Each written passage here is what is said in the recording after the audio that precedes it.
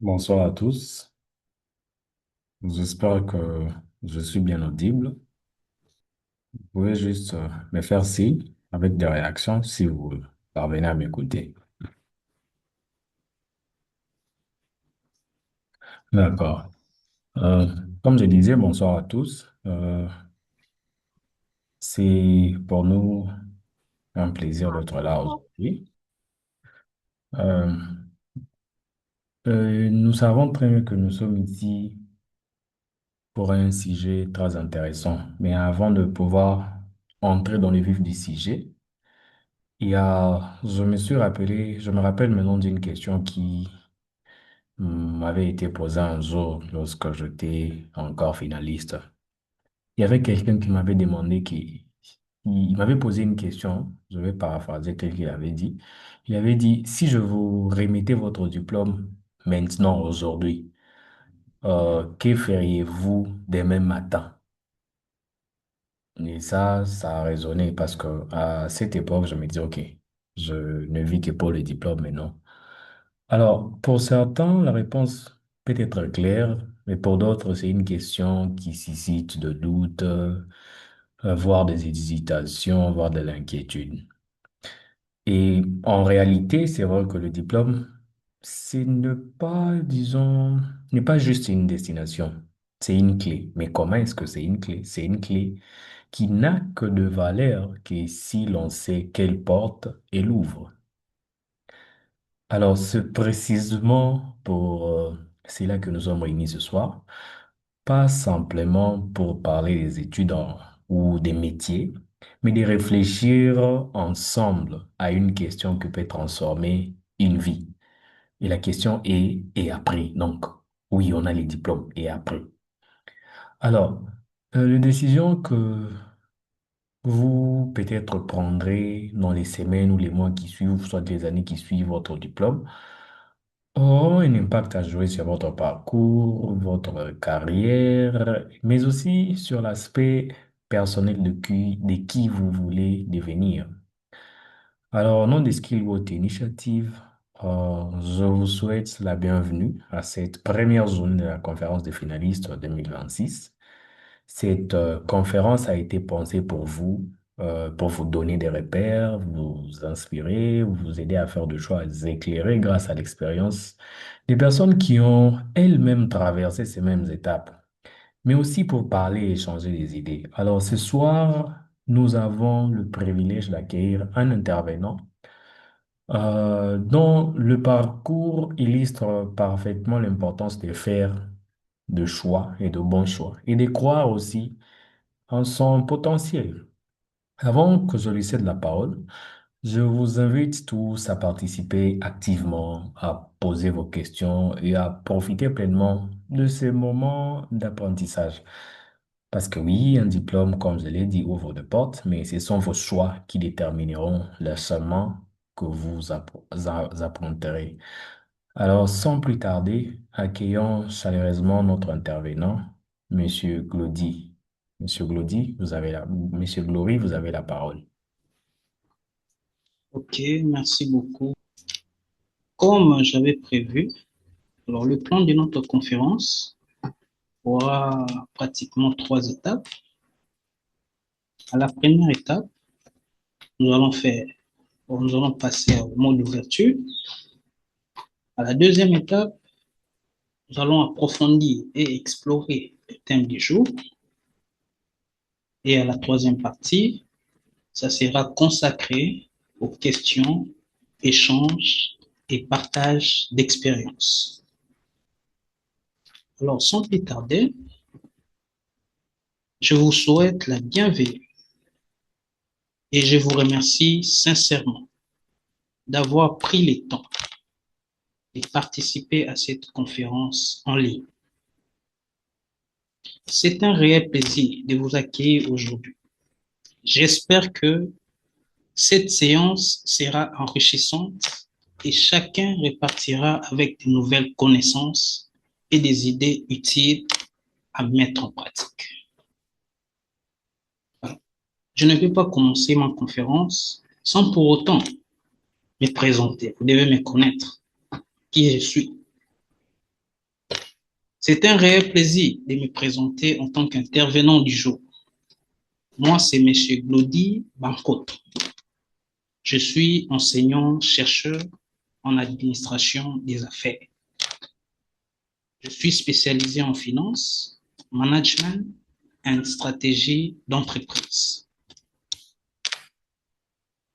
Grâce à mon expertise académique et à mon expérience dans l'enseignement supérieur, je partagerai avec vous des connaissances pratiques et des perspectives enrichissantes sur notre thème du jour. Alors, avant tout, je tiens à remercier ma profonde gratitude aux responsables et autorités des Skillworks, ainsi qu'aux organisateurs de cette initiative pour cette marque de confiance et leur engagement en faveur de la jeunesse. Alors, ceci dit, cette conférence est consacrée à une question essentielle. Maintenant, nous commençons. Que faire après l'obtention du diplôme? Voilà la question centrale. J'espère qu'à l'issue de cette dernière, chacun repartira avec une vision plus claire de son avenir, comme M. Didier vient de dire. Des pistes concrètes pour construire son parcours professionnel et une motivation renouvelée pour poursuivre ses ambitions. Alors, le thème d'aujourd'hui est intitulé « Orientation académique et professionnelle ». Opportunités de formation, conseils pratiques pour réussir après les secondaires. Voilà. Alors, j'aimerais commencer explorer ma conférence du jour avec ces deux citations.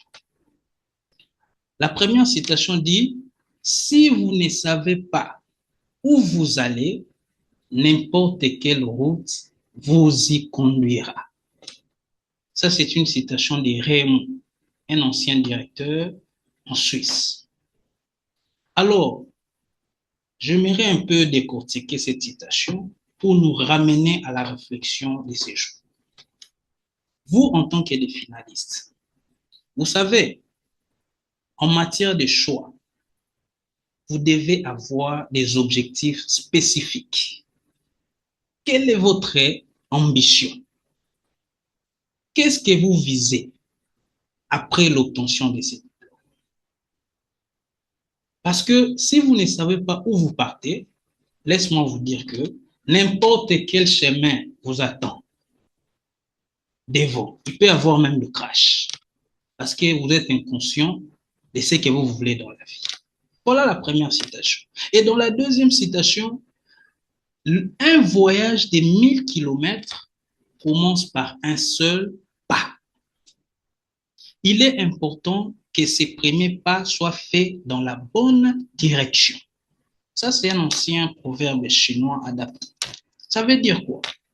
Ça veut dire que, vous savez, après le diplôme, nous avons des doutes. Il y a beaucoup de questions. On se demande, quel domaine je dois choisir? Quelle est la route que je dois poursuivre? Alors, si le premier pas, vous faites en choisissant un domaine est mauvais, la suite sera vraiment chaos. Voilà pourquoi ces deux citations vont nous ramener à une réflexion du départ. Et nous disons ceci. L'obtention d'un diplôme constitue une étape importante, mais elle n'est pas une fin en soi. Voilà. Aujourd'hui, vous avez les diplômes, c'est bien. Mais mettez-y en tête que ce n'est pas une fin en soi parce qu'il y a un nouveau départ. Elle marque plutôt le début d'un nouveau chapitre, rempli d'opportunités, des défis et des responsabilités. Voilà. Ne pensez pas que après les diplômes, pour moi, je pense que c'est fini, je vais rester à la maison, pour moi, je crois tout sera bien si j'embrasse l'université. Non, détrompez-vous. Il y a un nouveau chapitre qui s'écrit. Et ce chapitre inclut beaucoup d'opportunités, des défis, des difficultés. Alors, ces trois questions méritent une réflexion particulière. Premièrement, quel avenir souhaites-tu construire? Une question capitale. Quel est l'avenir que tu veux donner à ta vie? Quel est le sens que tu veux donner à ta vie?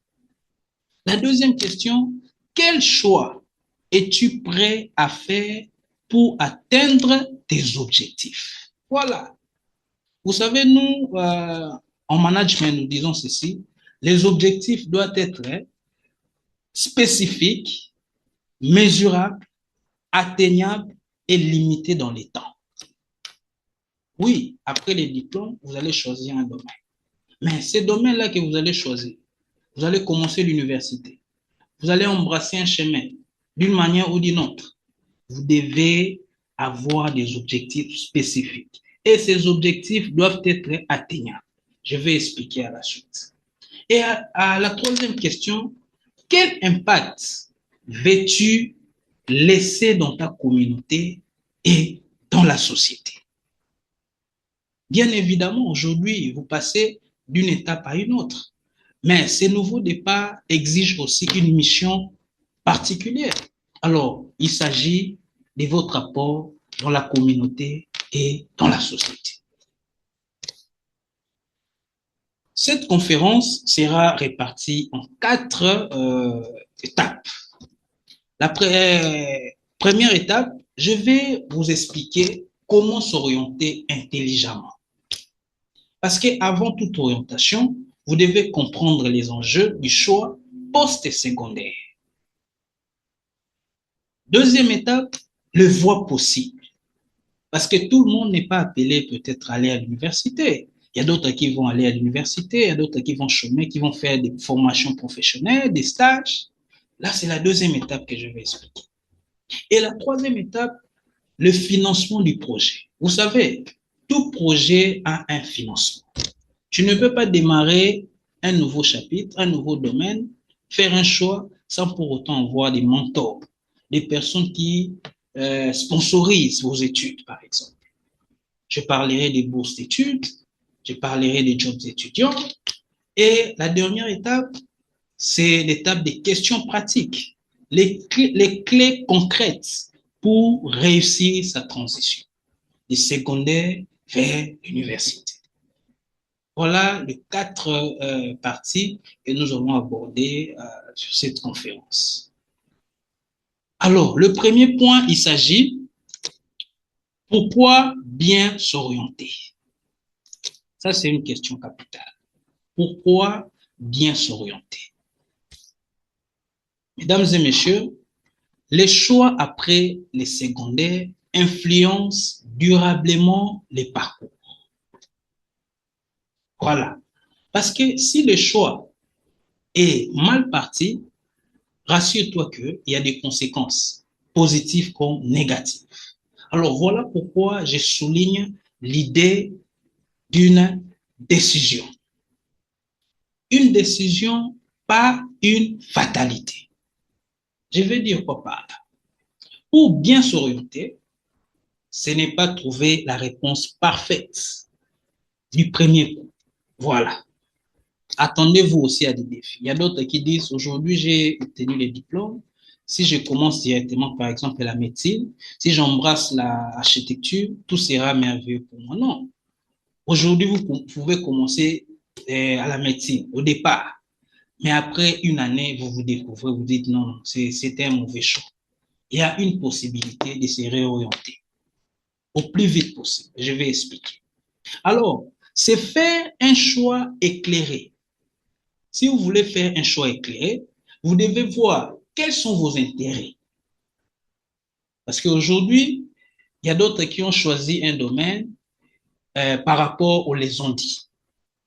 Mon papa me dit, je suis fort en mathématiques, oh, je suis fort en ceci, je dois faire sa volonté. Non.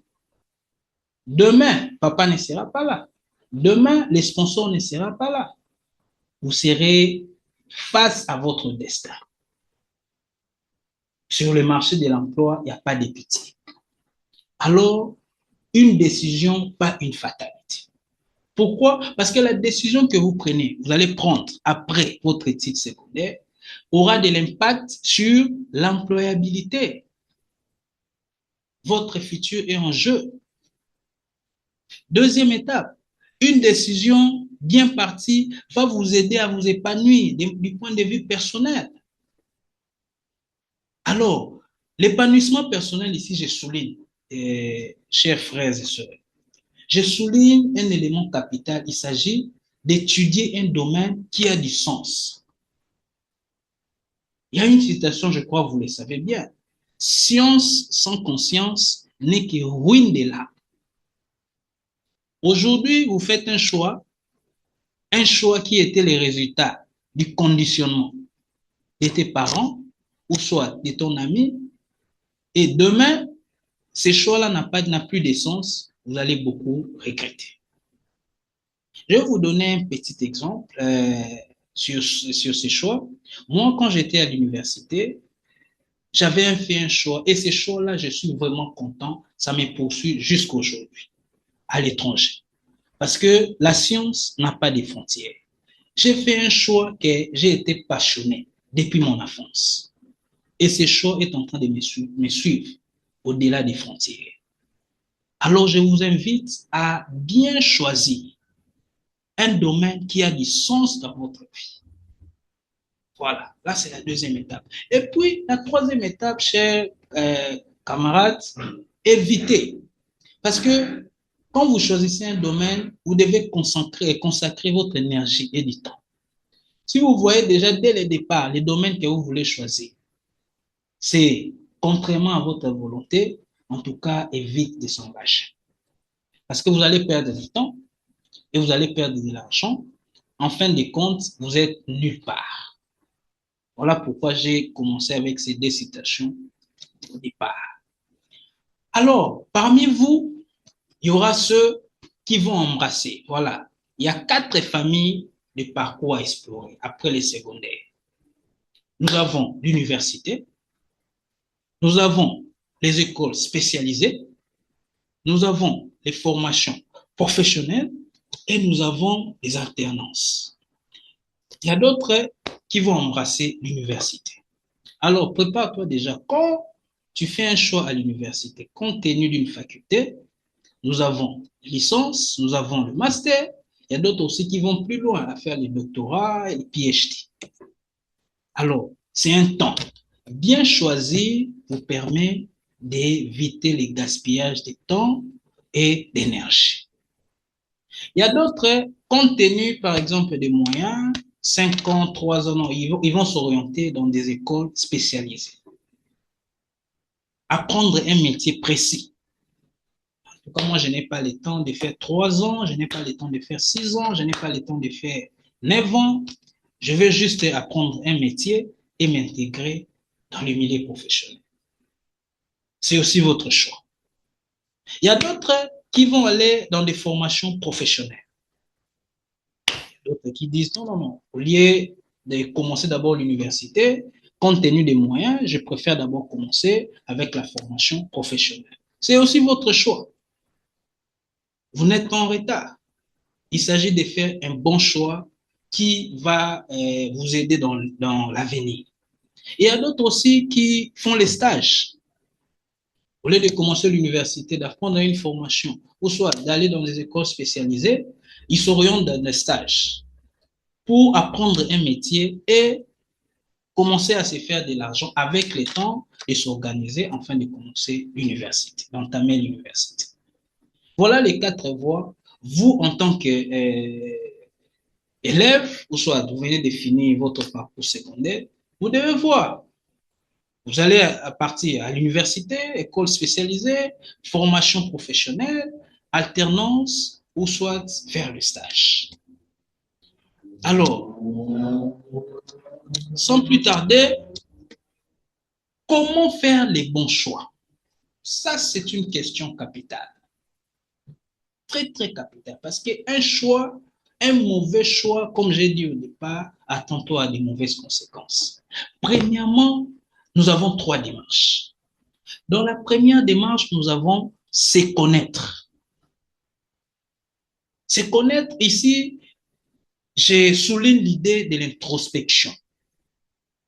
Vous devez connaître quels sont vos points forts, quelles sont vos valeurs personnelles, quelles sont vos capacités. Ne soyez pas un suiveur. Oh, viens, on part faire la médecine. Viens, on part faire l'informatique. Non, non, non, non, non, non. Questionne-toi. Fais un choix judicieux parce que ton avenir en dépend.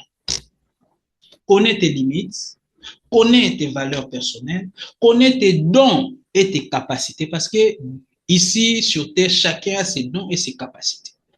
Alors, quand vous choisissez un domaine sur lequel vous avez des capacités bien assises, je vous dis, avec un bon fondement, le reste sera vraiment du merveilleux. So, après avoir fait l'introspection, comme on dit, connais-toi toi-même, vous allez passer maintenant à la deuxième démarche. Exploration. Vous allez explorer. Qui? Parce qu'on ne donne pas ses oreilles à tout le monde. Vous devez rencontrer des professionnels, visiter des salons, tester des stages d'observation. Parce que les domaines que tu veux choisir, il y a des gens qui ont déjà commencé, qui ont déjà fait ce domaine. Alors, toi, ne reste pas immobile. Va vers ces gens-là, les professionnels que nous sommes, moment de partage, discuter, voyez les tenants et les aboutissants avant de s'y engager, avant de faire les bons choix. Et à la dernière étape, nous avons la décision. Tu te connais, tu fais l'exploration et puis tu t'engages. Ok, moi, monsieur X, moi, mademoiselle Y, j'ai pris conscience de mes capacités, j'ai pris conscience de mes dons, j'ai pris conscience de mes valeurs personnelles. Maintenant, c'est le temps de s'engager. Voilà comment faire un bon choix, chers finalistes. Ne faites pas l'erreur d'être suiveur. Ne commets pas l'erreur de faire un choix conditionné. Tu seras responsable. Et j'ai l'expérience, je sais de quoi je parle. Comme j'ai dit à l'université, prépare-toi, si tu choisis l'université, prépare-toi déjà à gaspiller, à investir 3 ans, soit 5 ans pour le master, soit 9 ans, soit 8 ans pour les PhD, si tu veux embrasser l'université. Si tu veux aller, par exemple, à des formations professionnelles et techniques, il y a des formations qui durent 2 ans, il y a des formations qui durent 1 année, voilà. Si aussi, tu veux, par exemple, faire des stages, il y a des stages qui durent, par exemple, 1 année, 6 mois, tu apprends un métier qui va te servir dans l'avenir, en attendant de commencer l'université. Alors, comme j'avais dit, la troisième étape maintenant, c'est le financement du projet. Financer ce projet de formation. Vous savez, aujourd'hui, tu veux commencer l'université, vous devez savoir qui va vous accompagner parce qu'un objectif réalisable nécessite des financements. Ne choisis pas une université en fonction de tes amis. Tu ne connais pas la capacité financière de leur famille. Il y a d'autres universités qui paient trop cher. Il y a d'autres aussi moins. Mais si vous avez un bon sponsor, la personne qui paie va vraiment vous accompagner jusqu'au bout, ce n'est pas un problème. Nous avons des bourses, comme à l'étranger où je suis. Il y a d'autres qui étudient avec les bourses, en même temps ils travaillent pour financer leurs études. Nous avons des bourses de mérite, nous avons des jobs étudiants. Au Congo, je ne sais pas si il y a vraiment cette possibilité, mais ici où je suis, c'est comme ça, des jobs étudiants. Le matin, soit après-midi, vous partez au job, le matin, vous avez un cours de 2 heures du temps, tout ça pour financer votre projet. Il y a d'autres aussi qui bénéficient des aides au logement, des prêts étudiants et des aides des collectivités. En bref, financer ce projet de formation, je souligne l'idée d'avoir des bons mentors, des bons sponsors, des responsables qui vont accompagner ces projets à voir vraiment la vie. Et à la dernière partie de la conférence, comme j'avais dit, il y a des conseils pratiques pour réussir. Vous devez mettre des habitudes. Ces habitudes qui font la différence après les secondaires. Quand vous choisissez, par exemple, vous commencez l'université. Alors ne dormez pas. Dès le départ, il faut avoir un bon planning. Par un bon planning, j'ai dit, il faut avoir un programme, réviser ses notes, mettre tout en ordre. Vous devez travailler régulièrement.